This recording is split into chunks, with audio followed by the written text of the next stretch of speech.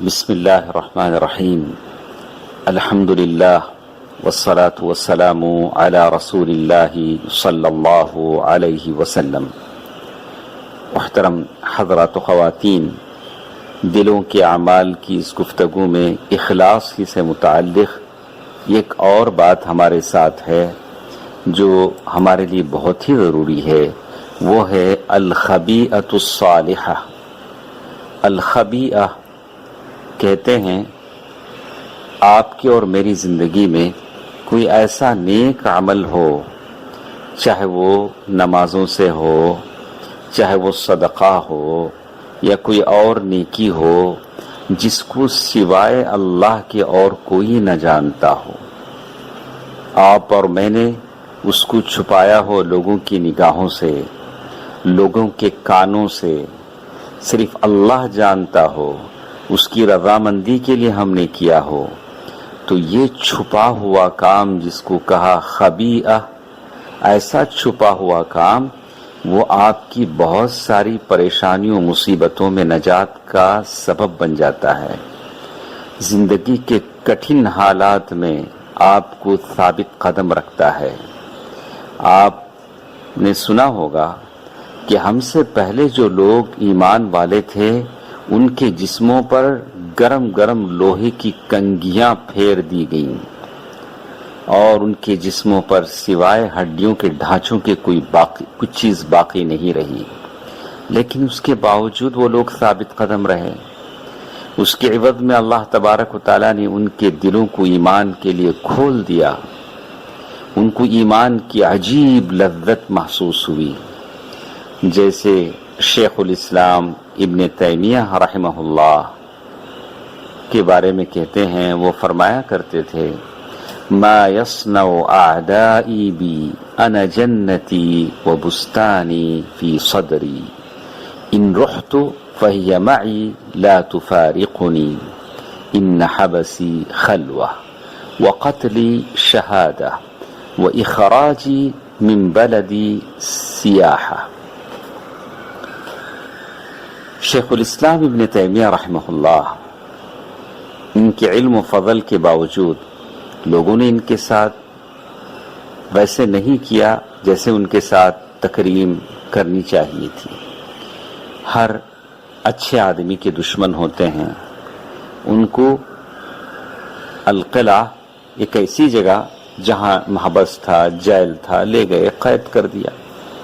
تو شیخ الاسلام ابن تیمیہ رحمہ اللہ نے کہا کہ ارے میرے دشمن میرے ساتھ کیا کر سکتے ہیں، میرے ساتھ میری جنت ہے، جنت کے باغیچات تو میرا سینہ ہے، میں جہاں بھی جاتا ہوں میری جنت میرے ساتھ رہتی ہے، اگر یہ لوگ مجھے قید کر دیں تو میرا قید میں رہنا خلوت ہے،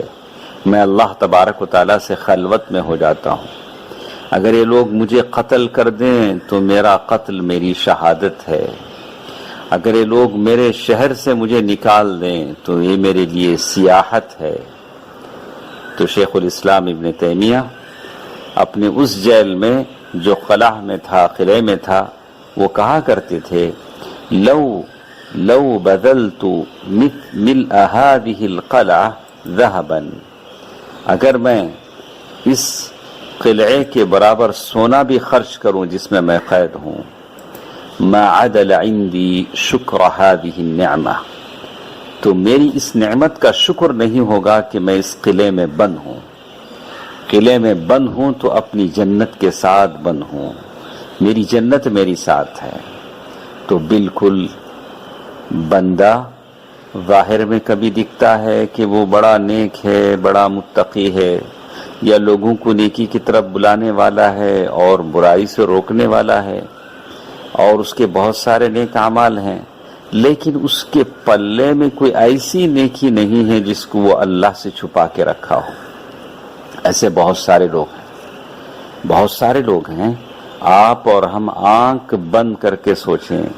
کہ میری 40 سال، 30 سال، 25 سال، 20 سال کی گزشتہ زندگی میں کوئی ایسا عمل ہے جس کو میں نے اور آپ نے صرف اللہ کے لیے کیا ہے، اس کا کسی کو نہیں پتا، اور وہ عمل ضروری نہیں کہ بہت بڑا ہی ہو،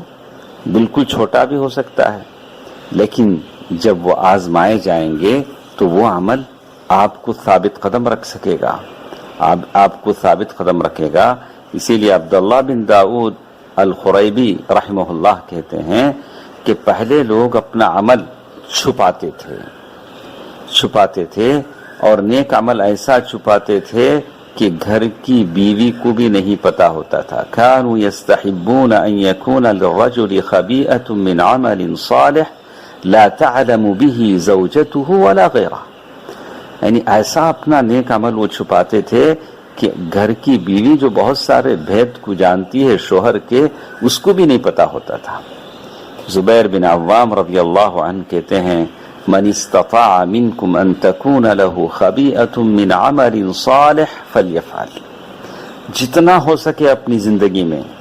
اپنا کوئی عمل نیک عمل چھپا کے رکھو تو چھپا کے رکھو، جتنا ہو سکے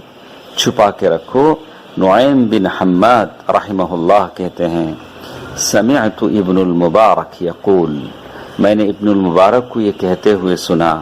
ما رأيت رجلا يرتفع مثل مالک بن انس،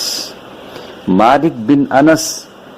کو اللہ نے جتنی بلندی دی ویسے میں نے کسی آدمی کو نہیں دیکھا،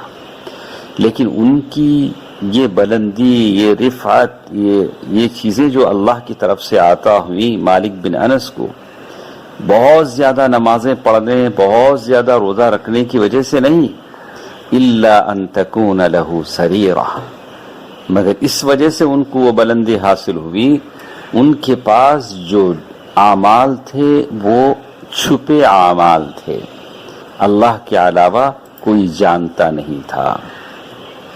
تو یہ الخبیئۃ الصالحہ، آپ کی اور میری زندگی کا چھپا ہوا عمل، یہ اصل اخلاص ہے اور سچائی ہے، اور یہ ایسی صفت ہے، نیک عادت ہے جس پر صالح اور نیک مومن جمع ہوتے ہیں تو ان کی دل اللہ کی محبت اور خشیت سے بھر جاتے ہیں، وہ اللہ تبارک و تعالیٰ کی طرف متوجہ ہوتے ہیں، ان کو لوگوں کے آنکھوں کی، لوگوں کے دکھانے کی کوئی پرواہ نہیں ہوتی، وہ لوگ نہیں وہ بہت دور ہوتے ہیں ان باتوں سے کہ لوگ میرے عمل کو دیکھیں، میری تعریف کریں، وہ تو بس ایمان کے ماحول میں جیتے ہیں اور ان کو بس ایمان ان کی دلوں کو گھیرے میں ہوئے ہوتا ہے، ان کو کوئی واسطہ نہیں ہے کہ لوگ ان کے عمل کو دیکھیں، سرائیں، ان کو شہرت ملے یا ان کی لوگ تعریف کریں، ایسی ان چیزوں کی انہیں کوئی ضرورت نہیں ہوتی ہے۔ یہ آدمی کا عمل کو چھپانا اور اللہ تبارک و تعالیٰ ہی کے لیے کرنا، یہ بندے کی زینت ہے اور اس کے آخرت کا توشہ ہے، اور اسی سے زندگی کے پریشانیاں اور مشکلات دور ہوتے ہیں، درجات بلند ہوتے ہیں اور گناہوں کا کفارہ بن جاتا ہے۔ اور وہ یہ کہ بندہ اپنے اور اللہ کے درمیان اطاعت عبادت میں فرض کے علاوہ، فرض تو دکھانا ہی ہے، آپ فرض نمازیں پڑھیں گے دکھا کر ہی پڑھیں گے، زکوٰۃ دیں گے جو فرض ہے تو وہ تو دینا ہی ہے آپ کو، تو وہ تو فرض ہے، اس کے علاوہ جو بھی آپ عمل کرتے ہیں تو وہ اللہ تبارک و تعالیٰ کے لیے کریں، اور یہ وہ چیز ہے جس کو مومن کبھی نہیں کر سکے گا، جس کا ذکر اللہ تبارک و تعالیٰ نے قرآن مجید سورۃ البقرہ آیت نمبر 271 میں اللہ تبارک و تعالیٰ نے کہا ان تبدوا الصدقات فنعما هي وَإِن تُخْفُوهَا وَتُؤْتُوهَا الْفُقَرَاءَ فَهُوَ خَيْرٌ لَكُمْ وَيُكَفِّرُ عَنكُم مِّن سَيِّئَاتِكُمْ وَاللَّهُ بِمَا تَعْمَلُونَ خَبِيرٌ۔ اگر تم صدقے خیرات کو ظاہر کرو تو وہ بھی اچھا ہے، اور اگر تم اسے پوشیدہ مسکینوں کو دے دو تو یہ تمہارے حق میں بہتر ہے، اللہ تعالیٰ تمہارے گناہوں کو مٹا دے گا اور اللہ تعالیٰ تمہارے اعمال کی خبر رکھنے والا ہے۔ انشاءاللہ کچھ تفصیل کل کے درس میں ہمارے ساتھ رہے گی۔ اللہ تعالیٰ مجھے اور آپ کو عمل کرنے کی توفیق دے، آمین۔ والسلام علیکم ورحمۃ اللہ وبرکاتہ۔